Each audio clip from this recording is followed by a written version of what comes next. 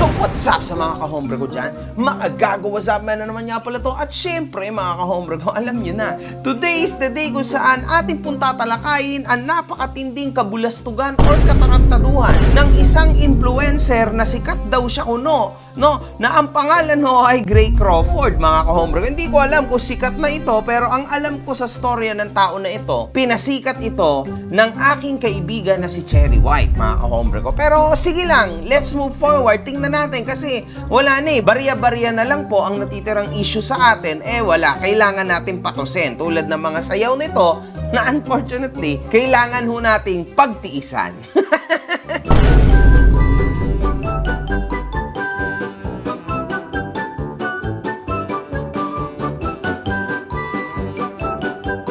Tangina mo! Hinahanap niyo ba ako sa Facebook? Eto na ang bagong Facebook ko, mga kahombre ko. Follow niyo ako. Si Gray Crawford ay isang Filipino social media content creator daw, influencer daw, at dancer daw. Meron itong 348,000 followers sa FB, 411,000 followers sa TikTok. Di okay. Di wow. Kilala siya sa TikTok sa pagiging macho dancer na may halong gigolo, mga kahombre ko. Anyway, alam nyo na ibig sabihin nun, ayaw ko nang mag-move farther. Pero sige lang, gwapo naman din talaga. Tignan nyo naman na itsura, Unggoy yan! Macho, sexy, ang gaganda ng tattoo. Kaso lang, baka wala kang future dyan. Yun yung problema. Pero sige, let's move forward. Ganito buhay ka Ano magagawa nyo? Walang kwenta. Nagkaroon ng isang post ang kanyang partner. Well, ex na ata to, mga kahombre ko. At sinabing, anong meron? Di ata ako updated sa inyo. Gray Crawford at Cherilyn Gonzaga.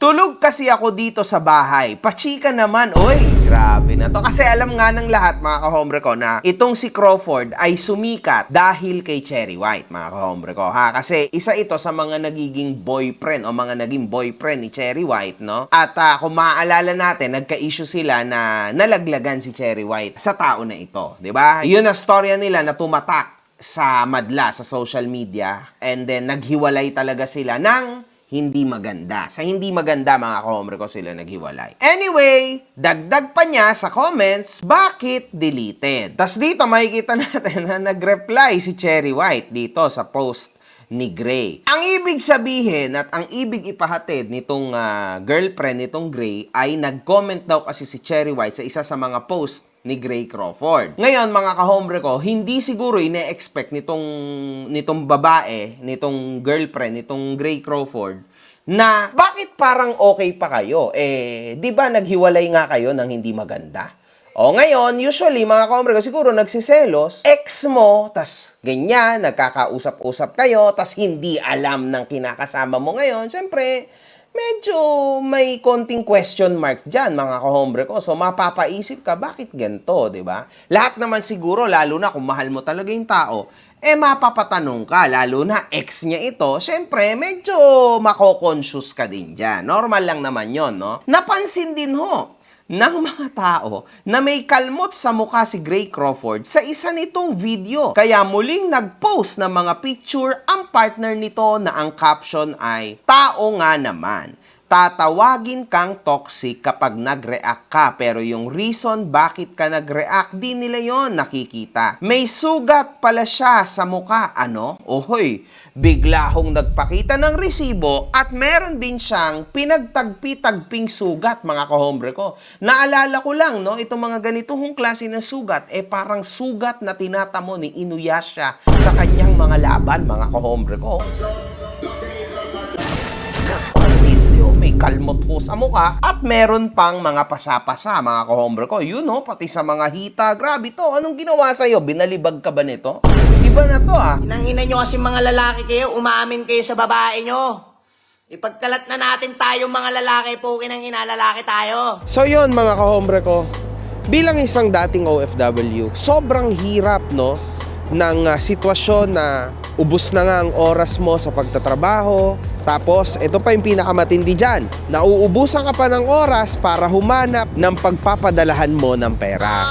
So, buti na lang talaga, nandyan na si TapTapSend, secured na, nasa cellphone mo lang, and in an instant, matatanggap agad na mahal mo sa buhay ang iyong ipinapadala at ipapadalang pera sa napakababang halaga.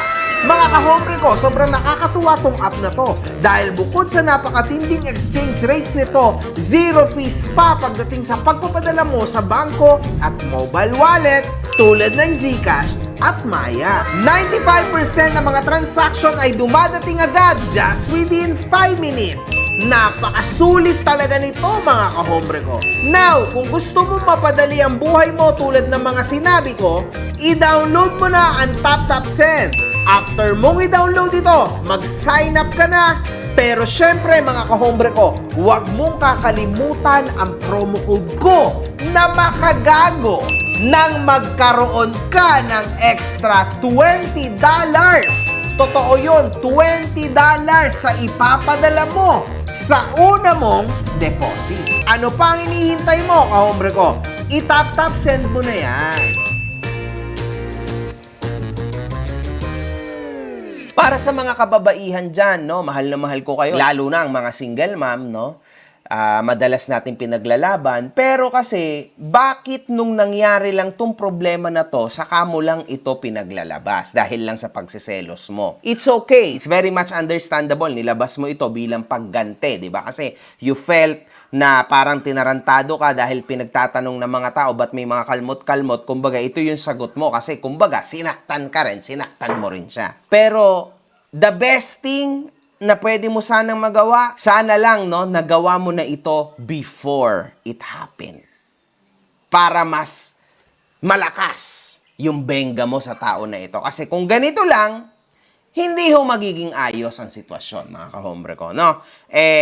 Wala. Kumbaga, ang nangyari, gantihan. Anyway, let's move forward. Sige na nga lang. Putang ina nyo, magsasya lang ako, sige. Puro gano'n na lang ba talaga ang buhay mo na? Pukin ang ina mo, wala kang pakialam! Dahil dito, hindi nakapagpigil si Gray at nag-post ng kanyang pahayag. Ikaw unang nanakit, nakikiusap sa'yo palagi sa tuwing nagtatalo tayo na wag mo akong sasaktan. Di bali ng bungangaan mo ko, ginawa mo kong punching bag. Nung napuno na sa'yo at ginantihan ka, sasabihan mo ikaw ang argabyado. Nag-upload ka ng picture at video 2 weeks na nangyari. Oo, mali manakit pero hindi lahat kaya tiisin yung pananakit na ginagawa mo. Napupuno din yung tao lalo kung sobrang nakakasakit na masyado kang pabiktim. Naninira ka pa ng gamit, pinagsasampal mo ko dahil na late lang akong umuwi. Nagpapaliwanag sa'yo, bigla mo kong sinapak. Nung nakita kong duguan ng mukha ko sa salamin, dun lang ako gumanti sa'yo, kaya wag kang pabiktim dito. Kaya nauulit yung ginagawa sa'yo, ganyan pala ginagawa mo sa mga nagiging lalaki mo. Sasaktan mo, tas pag binawian ka, ipopost mo na parang ikaw yung kawawa. Maling manakit ng babae pero hindi lahat kayang tiisin yung ginagawa mo sa tao. Ngunit, mga kahombre ko, ito ang totoo dyan, ha? Yung mga picture na nilabas nitong magkasintahan na ito, mga lumang picture na po yan. Anyway, mga kahombre ko, ito lang yan. Ito Gray, para sa iyong kaalaman, di naman kita kilala at wala naman din akong interest na makilala ka, ano? Pero, ito, no, para sa akin, Gray, ha? Merong kaso yung ginawa mo sa babae, Vauci. Pero yung ginawa sa'yo ng babae, walang kaso yun. Binubugbog mo rin lang eh. Kung meron man, slight physical injury lang.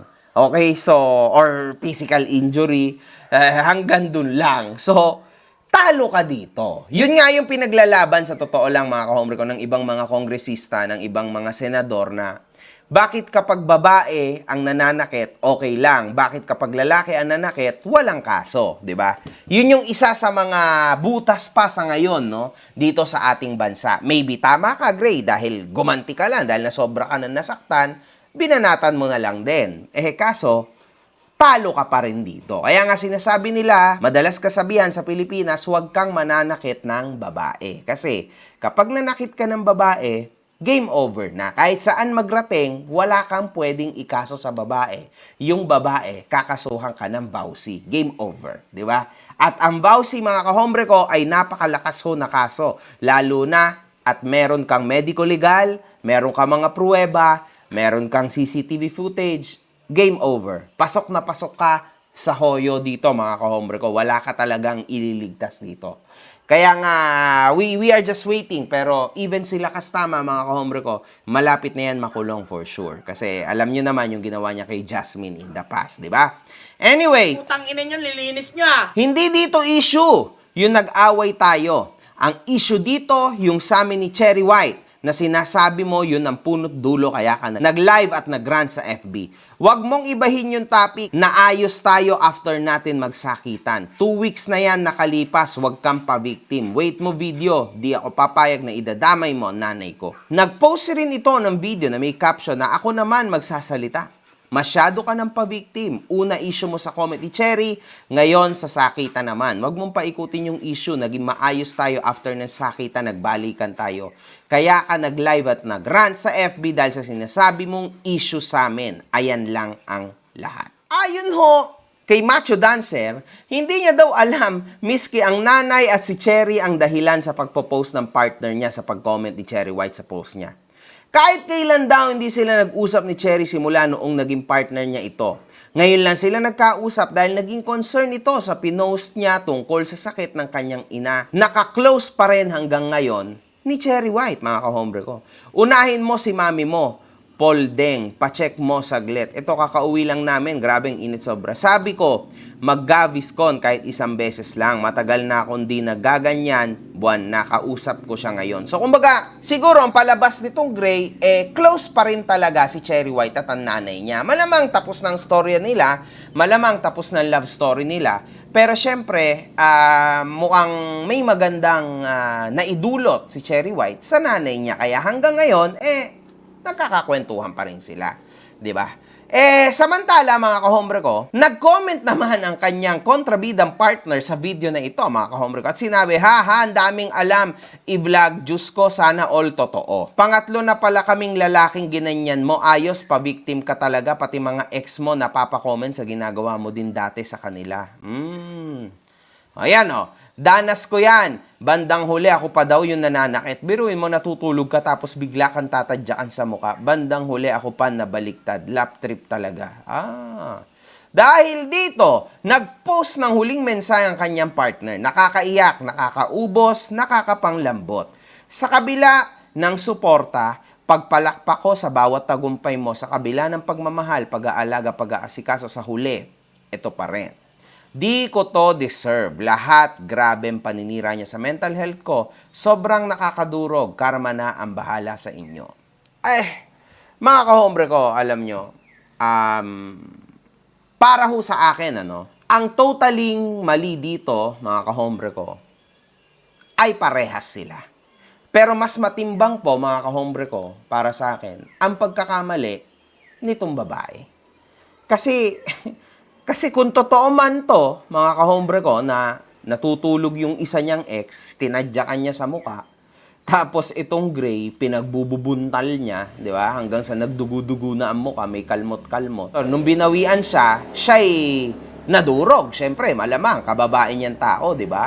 Tapos ngayon, mga kahombre ko, nagkabalikan na pala sila ni Gray after ng lahat ng to na nangyari. Tapos dahil nga may issue tong si Cherry White dito kay Gray, 'di ba, na nakita niya, bigla niya tong inilabas na naman, kalkal sa past. Hindi po maganda 'yon, mga kahombre ko, kasi once na yung problema nyo, naayos nyo na, tapos na tayo doon. Kaya nga may tinatawag tayong pagpapatawad, di ba? So, nagpatawad na kayo sa isa't isa. Nagkabalikan nga kayo Tapos biglang ngayon, ibabalik mo na naman yung nagisakitan nyo. For what reason? Napaka-easy lang po niyan dahil sa tinatawag na paninira, mga kahombre ko. Yan ang totoo. Tapos, syempre, as you can see now, parang ang lumalabas pa, ang masama yung lalaki, mga kahombre ko. Alam yun, kitang-kita naman sa mga aktingan na talaga hong napakatinding pa-victim din itong babae na ito.